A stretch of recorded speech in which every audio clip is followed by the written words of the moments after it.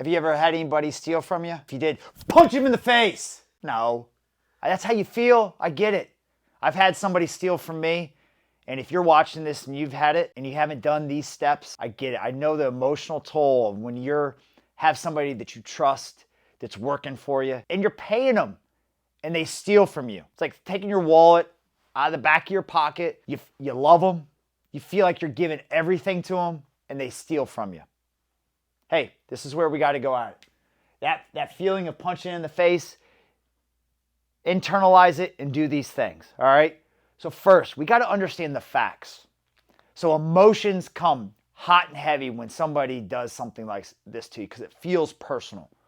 Yes, it is personal, but you can't react personally. So you got to go after the facts. You got to ask questions and you got to understand, where did you get your information from?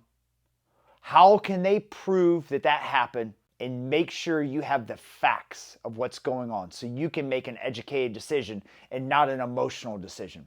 Because when somebody steals from you, it's an emotional situation and you're a leader.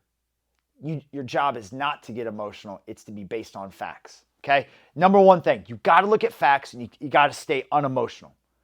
Number two, document.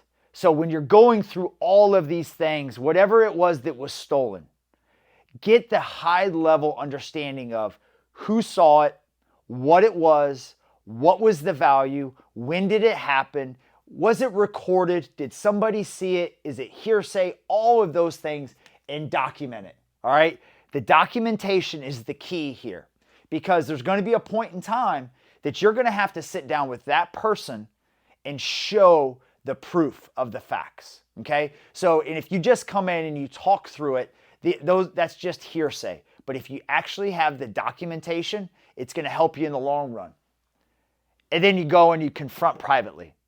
You never, ever do this in a public setting because there's going to be times that you think somebody stole or you think you have enough information. And when you sit down with the individual, they're going to be able to look at the facts and show something different. They're going to have their own facts. Or your facts are going to be the real facts. They're going to prove that they did steal from you. And instead of embarrassing this person in public, do it in private. Because you know what? The way you react and the integrity that you have as a leader during something atrocious as somebody stealing from you or the business, it's how you will react to everything. So you do it behind closed doors and you keep calm. And the last one of having an HR. Having somebody in, if you don't have an HR department, don't worry. But you need another individual in there with you. Because ultimately, if the person did steal, you don't want just you and them in that room. Because if you end up firing them, which if they steal, you better do it. But I want somebody in that room with you because whatever is said, that can be documented. And nothing can be turned around on you as the leader or the owner of that organization. Because if somebody's willing to steal from you, they're willing to lie to get out of that issue, to get out of that trouble. And they will say some things about you if somebody's not in that room to prove the facts is key. So get the facts, document them. Confront them privately and calmly. Have HR.